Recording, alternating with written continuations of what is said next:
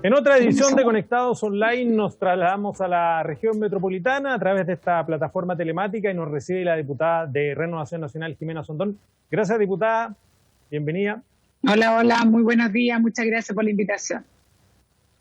Diputada, entremos en materia política de inmediato. Ya se ha pasado un tiempo de las primarias de su sector y también de la Prodignidad. Hay un candidato que me imagino que no era el de su preferencia, pero es el candidato que va a tener Chile Vamos. ¿Qué le parece esta definición? Sobre todo considerando que votó más gente de la que uno podía presupuestar. Bueno, yo creo que es muy bueno que haya votado harta gente, porque de alguna forma le da más legitimidad a la primaria, así que eso son siempre buenas noticias. Efectivamente, yo no trabajé por el candidato Sichel, pero tampoco tengo lejanía con él. Él tenía una visión, él fue ministro de Desarrollo Social, tuvimos muy buen trabajo y tiene una mirada social que yo comparto. Tal vez de repente en los temas más bien valóricos puedo tener alguna divergencia, pero en la parte básica, en la parte social, esa mirada como distinta, donde se reconoce la importancia de lo económico, pero también se le da una importancia sustantiva a lo que es la realidad de cada una de las familias en Chile. Yo comparto mucho su diagnóstico.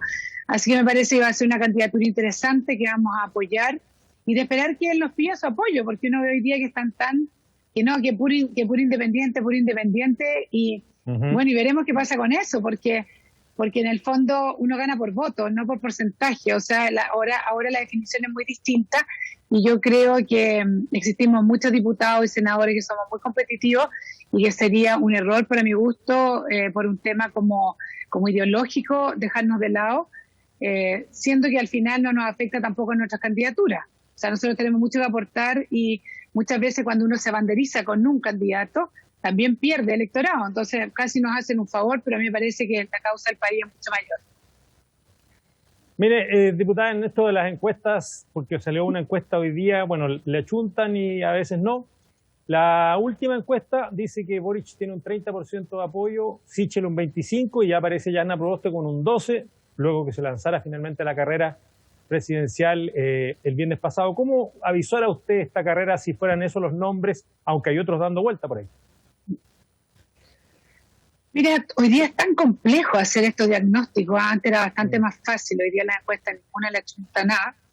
Y además que a veces son muy elitistas las encuestas. Recordemos que muchas son online y es la persona que está ahí pendiente, pero ya no es como antiguamente que a veces incluso te entrevistaban en la calle. Yo creo que hay que jugársela por el candidato o la candidata que uno crea. El caso de Yana Proboste hoy día es más complejo. Yo creo que el escenario que a ella más le servía era Lavín Jadwe, porque de alguna forma la derecha o la centro derecha iba a tener que medir en forma práctica, porque a veces uno tiene que votar pragmáticamente, ¿no? ¿Quién tenía realmente posibilidades de ganar? Ahora el escenario es bastante abierto, pero yo creo que hay un artículo que es muy interesante, salió en La Cuarta, de Jocelyn Holtz, el historiador, que todavía nos queda mucho por conocer a estos candidatos, mucho. O sea, hoy día tenemos una imagen, pero ¿qué es lo que le pasó a Jadwe? Que cuando empezó a conversar, la gente empezó como a ahuyentar un poco a su electorado o parte de su electorado, porque igual él tuvo harta votación. Y yo creo que hoy día, una cosa son los grandes eslogans, pero hoy día tenemos que escuchar con otros oídos y mirar con otra mirada a los candidatos. Hoy día tienen que decir cómo y por qué van a terminar con la AFP, cómo van a solucionar ese problema, cómo se van a hacer cargo del crecimiento del país, cómo se van a hacer cargo de la tremenda pandemia que nos va a quedar post-pandemia COVID, que yo creo que va a ser el gran problema o el gran desafío que tenga cualquier autoridad que anda en Chile.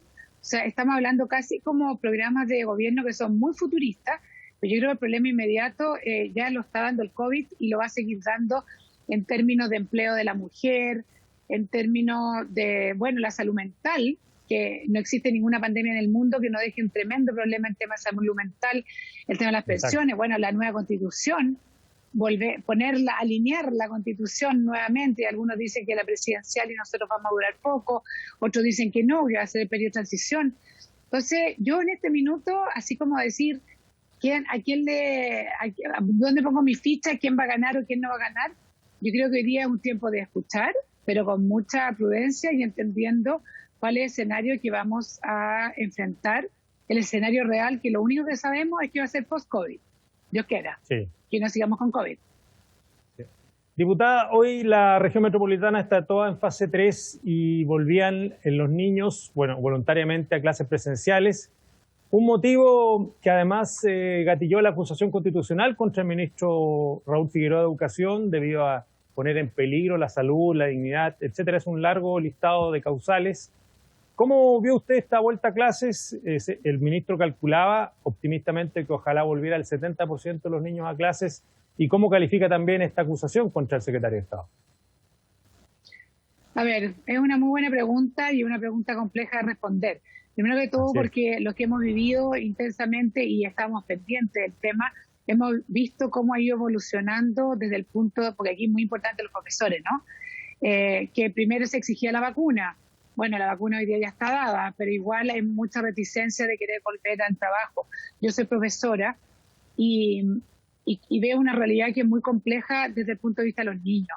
O sea, si en Chile hemos tenido diferencias entre la educación particular y la pública, hoy día la diferencia va a ser mucho más gigante. ¿Ah? Y la gente tiene que entender y los padres tienen que entender que si bien podría ser agradable no estar haciendo tareas, no estar preocupándote del uniforme, de que los niños lleguen a la hora, el daño que se le está haciendo a esos niños neurológicamente, sobre todo cuando son muy pequeños, es muy grande. O sea, hay ciertas habilidades que tú desarrollas a cierta edad y después no se desarrollan. O sea, uno podría decir que es mucho más fácil enseñarle a leer a un niño a los 10, 12 años y eso es prácticamente, es muy complejo. En cambio, los niños están preparados, su cabecita está preparada para aprender a leer, no sé, entre los 5, los 6, los 7 años, por ejemplo.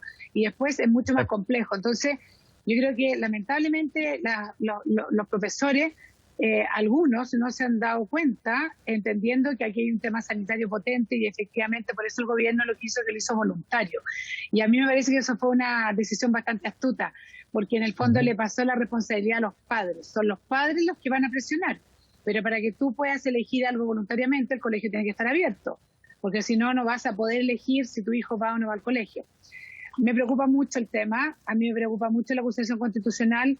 Creo que es curioso un país donde se castigue al ministro de Educación por querer que los niños vayan a estudiar. Y sobre todo en una situación de pandemia. Yo creo que es algo donde todo el mundo, desde el punto de vista económico, sanitario, educacional, hemos estado todos un poco entre probando y viendo cómo va pasando, prueba-reacción, ¿no? Porque las pandemias pasan una vez cada 100 años. A mí yo creo que la acusación, espero, no termine mal para los que la pusieron y bien para nosotros, pero también cambiar un ministro a esta altura, imagínate lo complejo. O sea, queda poco tiempo de este gobierno, no sabemos cuál es el que va a venir. Hay una urgencia en que los niños vuelvan al colegio, y te lo digo desde el punto de vista de salud mental, cognitivo, habilidades blandas. Los niños hoy día están enfermos. O sea, imagínate que los niños nuestros han estado hablando de la muerte. O sea, todos los niños hablan de la muerte hoy día. ¿Cuántos murieron? ¿Cuántos no murieron? Se murió la abuela, se murió el tío, se murió el papá. Imagínate lo que es para un niño vivir en soledad todo eso. No es lo mismo compartirlo con los demás amigos. Así que yo espero que exista una reacción potente de parte de la ciudadanía, de tratar de mandar a sus niños y claramente pedirle al colegio de profesores y a todos los profesores particulares y no particulares y públicos que por favor entendamos que ellos hoy día son la primera línea. Ellos son tan importantes como lo han sido el personal de salud. Hoy día son tan importantes para combatir la pandemia mental, psicológica y de esta brecha gigante que va a quedar entre los niños que han podido ir al colegio, que han tenido conexiones, que han tenido buenas clases, versus los niños que no han aprendido nada.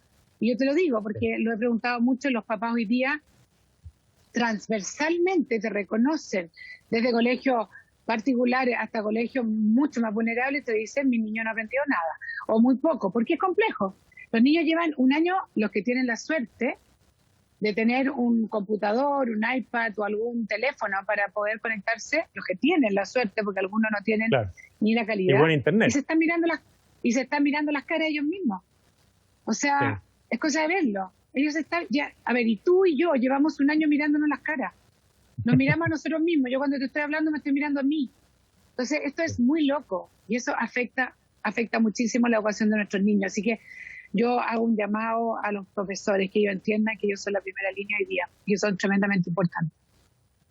Diputada, por último, para terminar, vienen dos cosas en materia legislativa. No sabemos si en estas semanas, pero va a aparecer prontamente. Uno es el matrimonio igualitario que despachó el Senado y otro es un proyecto o varios de cuarto retiro que incluso posibilitan retirar el 100% de los fondos que queden. ¿Qué le parecen estos dos proyectos? Bueno, partamos por el retirar el 100%. Eso, bueno, claramente termina con el tema de la AFP. Tenemos un candidato a la presidencia que ya dice que quiere terminar con la AFP.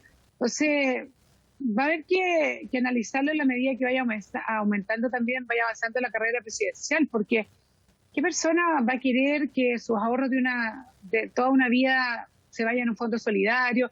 Por eso son muy importantes las decisiones y las propuestas que haga cada uno de los candidatos. Yo creo que eso va a estar muy, muy ligado. Ahora, retirar el 10% hoy día, un cuarto de 10%, no tiene nada que ver con retirar el primer 10%. Nada que ver. No tiene nada que ver incluso con el segundo 10%. Ya con el tercero es un poco distinto. Hoy día uno ve que hay ciertos rubros que la gente no está volviendo rápidamente a su trabajo. A mí me hubiera gustado que las personas volvieran a su trabajo e incluso ahorraran tal vez los beneficios que ha recibido el Estado. Pero un cuarto habría que verlo si la pandemia continúa, qué tan grave. Hoy día podemos estar muy contentos, tú y yo sentimos que esta cosa se está aliviando, pero puede ser que en un mes más estemos full con la Delta. Eso no se sabe, o con cualquier otra. Entonces es muy difícil, sí. Yo creo que eso hay que verlo en el minuto. El tema del matrimonio igualitario, yo siempre he sido una persona contraria al tema del matrimonio igualitario, entendiendo que pierdo muchísimas votaciones y a mí nunca me ha importado porque siempre he sido muy recta en decir y no me gusta vestirme de las ropas que a mí no me quedan. Yo tengo ningún complejo y tengo muchísimos amigos homosexuales, de hecho trabajo en mi equipo y siempre he sido muy abierta en el tema. Yo creo que la unión civil habría que mejorarla, pero yo te lo digo muy sinceramente, yo creo que un matrimonio igualitario jamás, nunca. Un matrimonio, por mucho que tú lo vistas, va a ser igual entre dos personas heterosexuales y dos personas homosexuales. No son lo mismo, la afectividad es distinta. Entonces, yo de hecho me encantaría que incluso se separara, que todo el mundo separáramos, por ejemplo, los matrimonios civiles con los religiosos. Yo voy a presentar un proyecto de ley ahí, que sea el religioso, sea reconocido por el Estado también. O sea, yo no pongo en duda que dos personas se puedan querer, pero nunca lo podría poner en duda. Pero otra cosa, que eso llegue a ser un matrimonio igualitario, el igual entre un hombre y una mujer. Y esa es mi lucha y la voy a decir siempre abiertamente, guste o no guste, con todo el cariño del mundo, y yo creo que tendríamos que mejorar la unión civil, que no tengo ningún problema con eso, pero jamás nunca pienso que una cosa va a ser igual a la otra porque no puede ser igual a la otra. No puede ser porque no lo son, aunque tú le pongas adopción de los niños. Y la pregunta es que cuando la gente me lo comenta, yo le digo, ¿por qué crees tú que el Estado y los estados del mundo regulan una relación de afecto que puede existir entre un hombre y una mujer, o entre un hombre y un hombre, una mujer y una mujer? ¿Por qué? ¿Y por qué no regula la amistad, por ejemplo, que yo podría tener contigo? ¿Por qué? Porque el matrimonio de alguna forma lo que busca es proteger al más débil.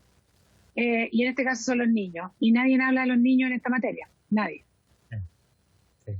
Bien, diputado Sandón, hemos llegado al término de este programa y le agradecemos como siempre su amabilidad al acompañarnos en esta jornada. Bueno, que estén muy bien, muchas gracias. Gracias, ya. Seguirse cuidando, diputado. Un abrazo. Así estamos.